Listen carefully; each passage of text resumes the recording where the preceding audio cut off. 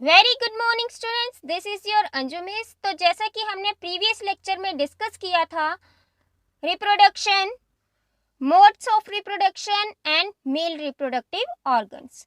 Students, आज के इस लेक्चर में हम डिस्कस करेंगे female reproductive organs, fertilisation and types of fertilisation. So let's start with the discussion of female reproductive organs. The female reproductive organs are a pair of ovaries, oviducts जिसे हम fallopian tubes भी कहते हैं, and the uterus. Students, जैसा कि हमने mail में 3 major reproductive organs के बारे में स्टडी किया था, वैसे ही हम फीमेल के भी 3 मेजर रिप्रोडक्टिव ऑर्गन्स के बारे में डिस्कस करेंगे, ओवरीज, ओविडक्ट्स एंड यूट्रस। तो बच्चों, जैसा कि आप इस डायग्राम में देख सकते हैं, ये जो 2 हैंड शेप ऑर्गन हैं, इन्हें हम ओवरीज कहते हैं और सिंगुलरली हम इसे ओवरी कहते हैं। और ये जो है ये ओविडक्ट है जिसे हम फैलोपियन ट्यूब कहते हैं, एंड ये यूट्रस है। तो बच्चों, ये जो ओवरी होती है ये प्रोड्यूस करती है फीमेल गैमेट्स जिन्हें हम कहते हैं ओवा, यानी कि एग्स। तो बच्चों, जो एक फीमेल होती है उसकी बॉडी के अंदर एवरी मंथ एक सिंगल मैच्योर एग रिलीज होता है जिसे हम ओवम कहते हैं। और ये जो ओवरी है ये रेंडमली काम करती है, जैसे कि अगर 1 मंथ में ये ओवरी एग रिलीज करेगी तो नेक्स्ट मंथ ये वाली ओवरी एग रिलीज करती है। और ये जो एग है ये ओविडक्ट में जाता है। और अगर कोई मेल सेक्स सेल यानी कि मेल गैमेट यानी कि स्पर्म इसके कांटेक्ट में आता है तो फर्टिलाइजेशन स्टार्ट हो जाती है।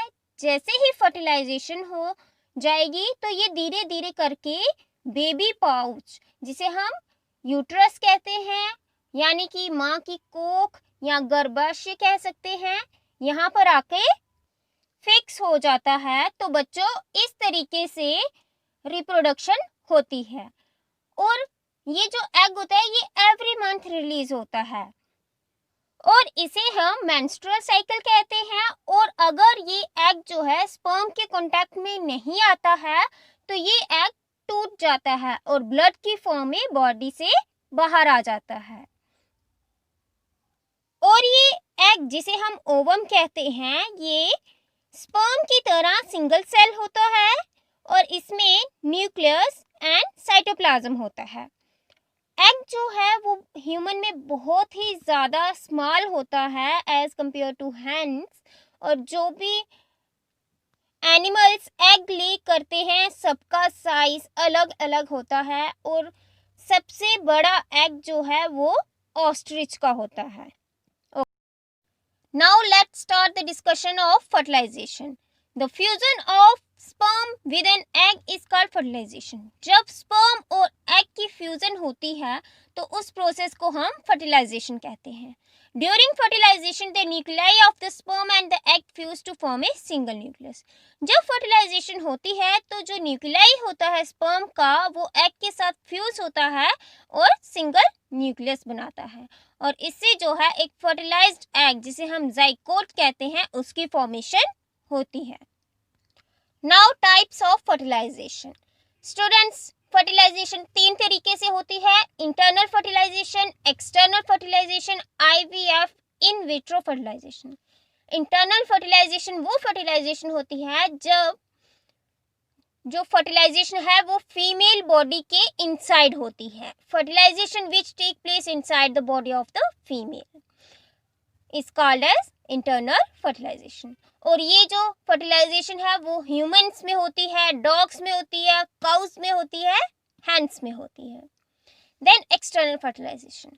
एक्सटर्नल फर्टिलाइजेशन वो फर्टिलाइजेशन होती है जो फीमेल बॉडी के बाहर होती है, जैसे कि एक्वेटिक एनिमल्स और फ्रॉग्स हो गए, इन सब में एक्सटर्नल फर्टिलाइजेशन होती है। Let us take an example of frog. तो बच्चों, जो फीमेल फ्रॉग होती है वो सम टाइम वाटर में ही एग ले कर देती है और सम टाइम वो लैंड पे आके एग लेकर। और जो फ्रॉग है वो हंड्रेड्स में एग्स को रिलीज करती है। हंड्रेड्स में इसीलिए रिलीज करती है ताकि जो उसमें से कोई ना कोई एटलीस्ट 1 या 2 एग जो है वो फ्यूज हो जाए और यंग वन को प्रोड्यूस करे।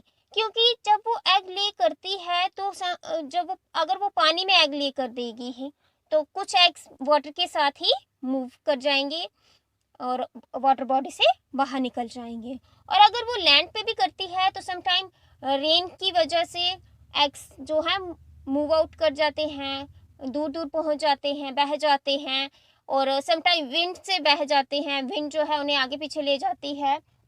तो इसीलिए जो फीमेल फ्रॉग है वो हंड्रेड्स में एग रिलीज करती है, और जब वो एग रिलीज करती है उसके बाद मेल फ्रॉग वहाँ पे आके अपने स्पर्म को रिलीज करता है। और जब ये स्पर्म और एग कांटेक्ट में आते हैं तो ये फ्यूज हो जाते हैं और इनकी जो है फर्टिलाइजेशन स्टार्ट हो जाती है।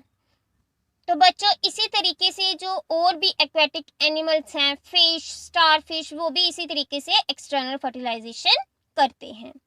Then IVF, in vitro fertilization. बच्चों ये भी एक तरीके से एक्सटर्नल फर्टिलाइजेशन है। जो लोग पेरेंट्स नहीं बन पाते हैं तो वो डॉक्टर्स का सहारा लेते हैं, टेक्नोलॉजी का सहारा लेते हैं।